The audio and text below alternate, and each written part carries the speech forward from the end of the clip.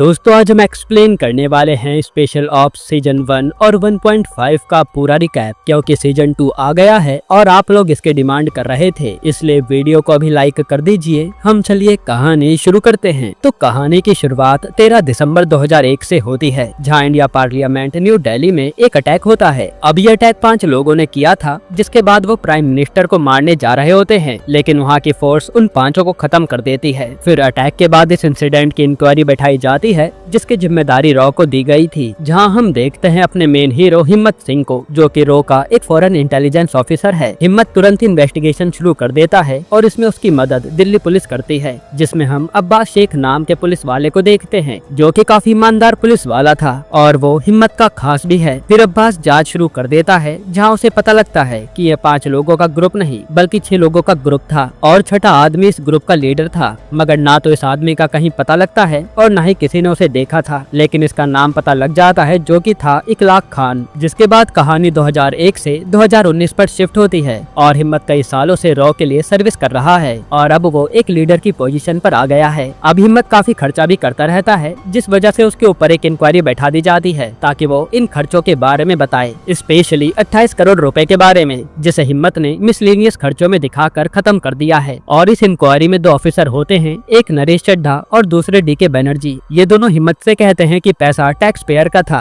तो जवाब तो देना पड़ेगा। तो 28 करोड़ कहाँ खर्च किए, डिटेल में बताओ। तब हिम्मत कहता है कि मैंने पूरी दुनिया में अपने एजेंट भेजे हैं, जिन पर ही वो सारा पैसा खर्चा होता है। फिर हमें 5 एजेंट दिखाए जाते हैं, जिनमें से पहला अविनाश, जो कि बाकू में है, दूसरा है बालकृष्णा, जो कि टर्की में एक शेफ की नौकरी कर रहा है, तीसरी है जूही, जो कि रशिया में है, और चौथी है रूहानी, जो कि ईरान की कैपिटल तेहरान में एक बिजनेसमैन की बीवी है। वहीं 5वां जो है वो है फारूक अली, जो कि दुबई में है। फारूक काफी स्मार्ट और जीनियस टाइप का बंदा है। फिर हिम्मत यहाँ इन दोनों ऑफिसर को बताने लगता है कि कैसे वो पिछले 18 साल से इकलाक खान को ढूंढ रहा है। जब हिम्मत फारूक को दुबई भेजता है तो उसे पता लगता है कि इकलाक तक पहुँचने का रास्ता एक बहुत बड़ा शिपिंग बिजनेसमैन हाफिज अली है और हाफिज अली तक पहुँचने की चाबी है इस्माइल हसन, जो कि मार्केट में उसका सारा पैसा घुमाता है। फिर फारूक और हिम्मत प्लानिंग करने लगते हैं इकलाक खान तक पहुँचने के लिए, और सबसे पहले फारूक को इस्माइल से दोस्ती करनी पड़ेगी। और इस्माइल फाइनेंस बिजनेसमैन है, तो उसे अपना पैसा इधर उधर घुमाने के लिए और भी छोटे मोटे लोगों की जरूरत पड़ती है, जिनमें से एक का नाम है जावेद, जो कि नाइट क्लब का ओनर है। तब फारूक जावेद के क्लब में जाकर काफी पैसा उड़ाता है। ये वही टैक्स पेयर का पैसा था जो कि हिम्मत अपने एजेंट्स को दिया करता था। हिम्मत सिंह का मानना है कि उसके एजेंट्स और नेशनल सिक्योरिटी के लिए कुछ भी करना जरूरी है। इसके अलावा हिम्मत कहीं भी पैसा नहीं खर्चा करता और न ही उसे पसंद है कि कोई भी पॉलिटिशियन टैक्स पेयर के पैसों को ऐसे खर्चा करे। खैर फिर धीरे धीरे फारूक जावेद से दोस्ती कर लेता है और दोस्ती गहरी हो जाने के बाद जावेद फारूक को इस्माइल से मिलाता है, जिसके बाद फारूक इस्माइल के साथ काफी साल काम करता है और उसके असिस्टेंट को भी पटा लेता है। इधर हिम्मत पर अभी भी इंक्वायरी चल रही होती है कि वो पैसा कहाँ खर्च कर रहा है। फिर जब 2016 में इंडिया में डिमोनेटाइजेशन होता है तो हाफिज का पैसा अटक जाता है और इस्माइल का कोई भी आदमी पैसा नहीं निकलवा पा रहा था। तब फारूक हाफिज और इस्माइल की मदद करता है और हिम्मत को कॉल करके उनसे पैसा निकलवा देता है, जिससे वो हाफिज और इस्माइल दोनों का भरोसा जीत लेता है। मगर हाफिज तो अभी भी फारूक को भाव नहीं दे रहा था और वो ज्यादातर डील इस्माइल से ही करता था। खैर अब फारूक ये सारी बातें हिम्मत को बताता है तो हिम्मत कहता है कि बड़ी मुश्किल से तो हाफिज के करीब पहुंचने का मौका मिला है और ये हम हाथ से जाने नहीं दे सकते। फिर हिम्मत फारूक को स्ट्रेटेजी चेंज करने को कहता है और अब कहानी प्रेजेंट टाइम 2019 में आती है। यहाँ हिम्मत अपनी नई स्ट्रेटेजी के मुताबिक पाकिस्तान के रावलपिंडी में एक ब्लास्ट करवाता है, जिसमें किसी भी सिविलियन को खरोच नहीं आती। मगर ये ब्लास्ट ऐसी जगह पर हुआ था कि सारी दुनिया इसका पाकिस्तान और उसके आतंकी नेटवर्कों से नाता जोड़ देती है, जिसके बाद वहाँ दंगे शुरू हो जाते हैं और पाकिस्तान के अधिकतर लोगों के बैंक अकाउंट फ्रीज हो जाते हैं। दूसरी तरफ हाफिज के रशियन लोगों के साथ मीटिंग होने वाली थी, मगर उससे पहले उसका और इस्माइल का अकाउंट भी फ्रीज हो गया था। तब इस्माइल दोबारा से फारूक की मदद लेता है और फारूक को दोबारा से हाफिज से मिलाया जाता है, जहां हाफिज फारूक को 2016 की मदद के लिए शुक्रिया कहता है और बोलता है कि इस बार की ट्रांजैक्शन तुम्हारे अकाउंट से होगी, इसलिए तुम भी हमारे साथ चलोगे और इस बारी मैं तुम्हें एक खास आदमी से मिलाऊंगा, जिसका नाम है इकलाक खान। अब जैसे ये खबर हिम्मत को मिलती है तो हिम्मत अपने सभी एजेंट्स को फारूक के पास भेज देता है और इन सब का प्लान था कि डील होते ही वो इकलाक खान को खत्म कर देंगे। फिर डील का समय होता है और सभी एजेंट अपनी जगह पर मौजूद थे, मगर डील करते समय इकलाक खान गाड़ी से बाहर ही नहीं आता और मिशन कैंसिल करना पड़ता है। फिर हिम्मत एक और प्लान बनाता है कि डील के बाद जब सब लोग जश्न मना रहे होंगे तो हाफिज अली को उठा लेना, जिसे टॉर्चर करके वो इकलाक खान की इन्फॉर्मेशन निकलवा लेंगे। अब इनका प्लान ये था कि बालाकृष्णा हाफिज को बेहोश करेगा और जूही बाहर वैन लेकर खड़ी होगी और अविनाश और रूहानी बैकअप के लिए रहेंगे। मगर जब बालाकृष्णा हाफिज को बेहोश करने जाता है तो हाफिज तो काफी अच्छा फाइटर होता है और इन दोनों में भयंकर लड़ाई होती है। तब हाफिज बालाकृष्णा को मार देता है, इसलिए ये मिशन भी कैंसिल करना पड़ जाता है। फिर अगले दिन हाफिज इस्माइल को बताता है कि उस पर हमला हुआ था और हमारे ग्रुप में नया मेंबर फारूक ही आया है, जिसके आने के बाद मुझ पर ये हमला हुआ है। दूसरी तरफ फारूक ने हाफिज का फोन हैक कर रखा था और उसके फोन से वो भी सुन लेता है कि हाफिज को उस पर शक हो गया है। फिर फारूक शक की निगरानी से दूर होने के लिए एक प्लान बनाता है और वो इस्माइल को फोन करके कहता है कि हाफिज भाई ने मुझे बुलाया था और बताया कि कल उन पर हमला हुआ था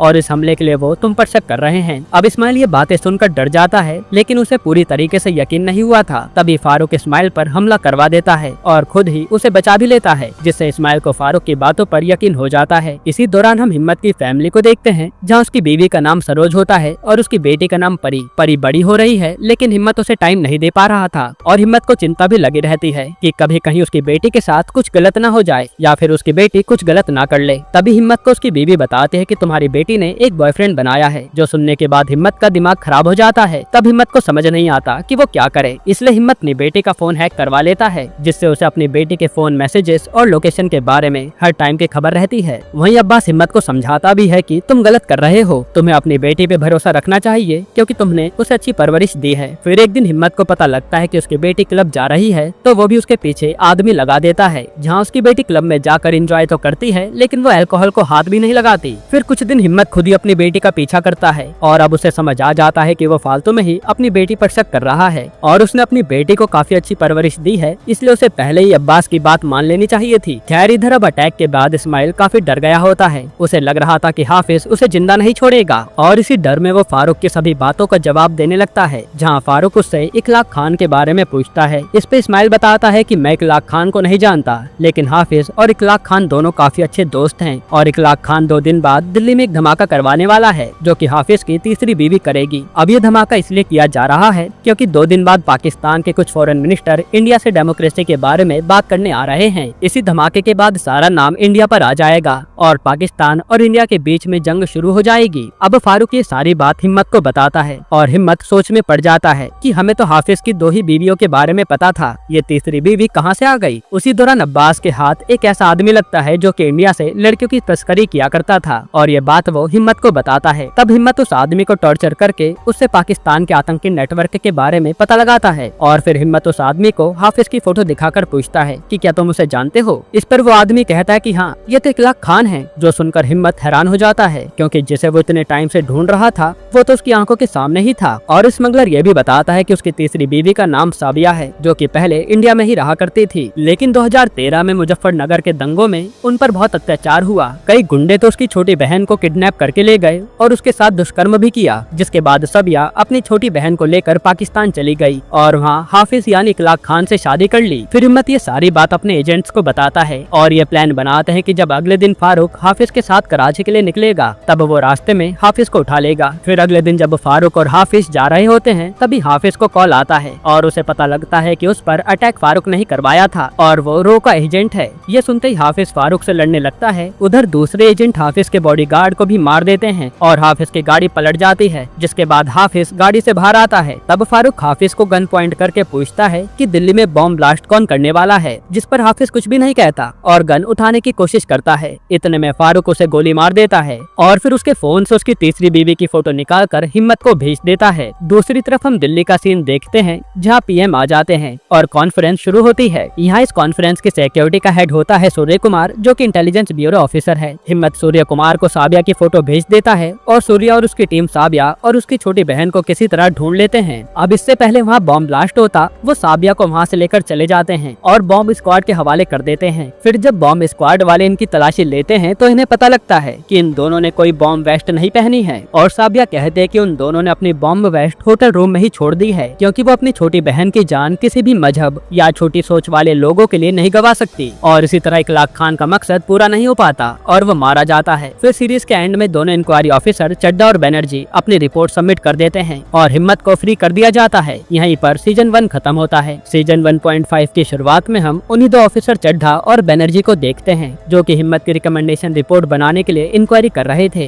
क्योंकि बहुत जल्दी अब हिम्मत रिटायर होने वाला है। तब बनर्जी और चड्ढा इंक्वायरी के लिए सबसे पहले अब्बास को बुलाते हैं और उससे पूछते हैं कि हिम्मत कहाँ से आया है और उसके पास्ट के बारे में हमें सब बताओ। बताओ। तब अब्बास बताता है कि ये कहानी है 2003 की, जब कोलंबो में एक ऑफिसर के साथ एक लड़की का अफेयर शुरू हुआ था। उस लड़की से वो ऑफिसर काफी प्यार करने लगा था, जिसके बाद वो उससे शादी भी कर लेता है। मगर शादी के बाद उसे पता चलता है कि वो लड़की तो एक सीक्रेट एजेंट है जो कि इंडिया की टॉप सीक्रेट फाइल चुरा रही है। ये पता लगते ही इस ऑफिसर का दिल टूट जाता है और वो ये बात किसी को बता नहीं पाता कि उसकी वजह से उसके देश की टॉप सीक्रेट फाइल किसी और के हाथ लग चुकी है, और वो यही सोचते सोचते खुद को गोली मार लेता है। फिर ये बात रो को पता लगती है कि ऐसा सिर्फ एक ऑफिसर के साथ नहीं बल्कि कई ऑफिसर के साथ हो चुका है, और ये सारी टॉप सीक्रेट फाइल्स जिससे देश की अर्थव्यवस्था बिगड़ सकती है वो सारी ही सेल होने वाली है। और रो के भी कुछ डॉक्यूमेंट्स गायब हैं, और इन सबको बेचने वाले का नाम है मनिंदर सिंह, जो कि रो का एक्स एजेंट है। मनिंदर भी काफी अच्छा एजेंट था और वह हिम्मत के साथ मिशन पूरे किया करता था, लेकिन अब उसने देश के साथ गद्दारी करने का सोच लिया है। तो अब हिम्मत का मिशन होता है मनिंदर को पकड़ना और पता लगाना कि उन सारी लड़कियों को हमारे ऑफिसर के पास भेज कौन रहा था। इस मिशन में हिम्मत की मदद करेगा एजेंट विजय, जो कि हिम्मत का ही कॉलेज टाइम का दोस्त है, और विजय शादीशुदा है। उसकी पत्नी का नाम है सरोज, जिसे हमने सीजन 1 में देखा था, और उस सीजन में वो हिम्मत की पत्नी दिखाई गई है। असल में यही हिम्मत का पास्ट है, जहाँ सरोज विजय की बीवी थी और वो प्रेग्नेंट थी, और हिम्मत सरोज और विजय कॉलेज टाइम से ही फ्रेंड्स थे। और करंटली विजय की एक गर्लफ्रेंड है जिसका नाम है अनीता। ये दोनों एक दूसरे से काफी प्यार करते हैं। वहीं हमें ये भी पता चलता है कि हिम्मत ने अभी तक अनीता को ये नहीं बताया कि वो रो के लिए काम करता है, बल्कि उसने कहा है कि वो एक सेल्स मैनेजर है। और अनीता उससे अक्सर पूछती है कि हम शादी कब करेंगे, लेकिन हिम्मत अभी शादी के लिए तैयार नहीं था। फिर एक दिन हिम्मत अनीता को अपने दोस्त विजय और उसकी बीवी सरोज से मिलवाता है, और चारों जने साथ में बैठकर खूब बातें करते हैं। फिर उसके कुछ दिन बाद रो को पता लगता है कि मनिंदर लंदन में है। तब हिम्मत लंदन के लिए निकल जाता है और अनीता से झूठ कहता है कि मुझे लखनऊ जाना पड़ रहा है। फिर लंदन पहुंचने पर हिम्मत को मनिंदर मिल जाता है, लेकिन वो उसके हाथों से बचकर किसी तरह निकल जाता है। तब हिम्मत इंडिया वापस आता है, जहाँ वो अनीता से मिलता है। तो बातों ही बातों में अनीता के मुंह से लंदन की बात निकल जाती है, और यहाँ हिम्मत को पता लग जाता है कि अनीता झूठ बोल रही है और वो उस पर जासूसी कर रही है, क्योंकि हिम्मत ने लंदन का नाम लिया ही नहीं था। ये पता लगने पर हिम्मत का दिल टूट जाता है, क्योंकि वो भी अनीता को काफी प्यार करने लगा था। इसके बाद वो सीधा अनीता को पकड़ता है और उससे पूछताछ करने लगता है। तब अनीता उसे संकल्प चौधरी के बारे में बताती है, जो कि लड़कियों को जासूसी करने के लिए भेजता था और टॉप सीक्रेट फाइल्स को ब्लैक मार्केट में बेच देता था। अनीता ये भी बताती है कि 3 दिन बाद संकल्प चौधरी की मेन जासूस करिश्मा मनिंदर से यूक्रेन में मिलेगी, जहाँ वो दोनों एक दूसरे से फाइल एक्सचेंज करेंगे। जिसके बाद हिम्मत और विजय यूक्रेन के लिए निकल जाते हैं, और वहाँ जाकर हिम्मत तो करिश्मा का पीछा करने लगता है, लेकिन विजय को मनिंदर पकड़ लेता है। उधर हिम्मत ने भी करिश्मा को पकड़ लिया था। फिर मनिंदर हिम्मत को कॉल करके कहता है कि विजय को बचाना चाहते हो तो करिश्मा को सही सलामत मेरे पास ले आओ। फिर ये दोनों आमने सामने आते हैं, जहाँ मनिंदर ने विजय के सर पर पिस्टल रखी थी, वहीं हिम्मत ने भी करिश्मा के सर पर बंदूक तानी हुई थी। फिर मनिंदर हिम्मत को बंदूक नीचे करने के लिए कहता है, लेकिन यहाँ हिम्मत और विजय दोनों ही जानते थे कि हिम्मत ने बंदूक नीचे करी तो मनिंदर विजय और करिश्मा दोनों को ही मार डालेगा। इसलिए विजय उससे गन छुड़ाने की कोशिश करता है, लेकिन मनिंदर विजय को गोली मार देता है और करिश्मा को भी खत्म करके वहाँ से भाग निकलता है, और हिम्मत कुछ भी नहीं कर पाता। वहीं विजय भी मर चुका था, जिससे हिम्मत बहुत दुखी हो जाता है, और अब हिम्मत को कैसे भी करके विजय का बदला लेना था। इसके बाद हम हिम्मत को देखते हैं, जो कि संकल्प का पता लगा के उसके पास पहुंच जाता है। तब संकल्प हिम्मत को देखकर बहुत डर जाता है, और हिम्मत कहता है कि डरो मत, मैं तुम्हें अभी नहीं मारूंगा। अगर तुम मुझे मनिंदर की लोकेशन बता दोगे तो मैं तुम्हें जाने दूंगा। तब संकल्प मनिंदर की लोकेशन हिम्मत को बता देता है। अब यहाँ मनिंदर किसी फ्लाइट से कहीं जा रहा होता है, तभी उस फ्लाइट में हिम्मत भी पहुंच जाता है और मनिंदर के अल्कोहल में कुछ मिला देता है, जिसे पीकर मनिंदर बेहोश हो जाता है और हिम्मत उसका गला घोटकर उसे वहीं खत्म कर देता है। यहाँ उसने अपने दोस्त की मौत का बदला ले लिया था। जिसके बाद हिम्मत वो सारी फाइल सुरक्षित इंडिया लेकर आता है और रो को दे देता है, और फिर अपनी गर्लफ्रेंड अनीता से मिलने जाता है, जिसे उसने कैद में रखा था। यहाँ वो उससे कहता है कि तुम्हारी वजह से मेरा दोस्त मारा गया। तब अनीता हिम्मत से अपनी जान की भीख मांगती है और कहती है कि मैं भली जासूसी करने तुम्हारे पास आई थी, मगर मैं तुमसे सच्चा प्यार करने लगी हूँ। लेकिन हिम्मत तो अनीता की एक नहीं सुनता और उसे जान से मार डालता है। फिर उसके कुछ दिन बाद हम संकल्प को देखते हैं, जो कि कहीं जा रहा था। तभी हिम्मत उसकी कार में बॉम्ब ब्लास्ट करवा देता है। फिर कहानी के एंड में वो अपने दोस्त विजय के घर पर जाकर उसकी बीवी सरोज से हाथ जोड़कर माफी मांगता है, और यहीं अब्बास की कहानी खत्म हो जाती है। ये कहानी सुनने के बाद दोनों ऑफिसर हिम्मत की इंक्वायरी खत्म करते हैं और उसके लिए एक अप्रेजल लेटर तैयार करते हैं। वहीं शायद हिम्मत ने विजय के बाद सरोज से शादी करके उसकी बेटी को अपना मान लिया था, और यहीं पर यह सीजन खत्म होता है।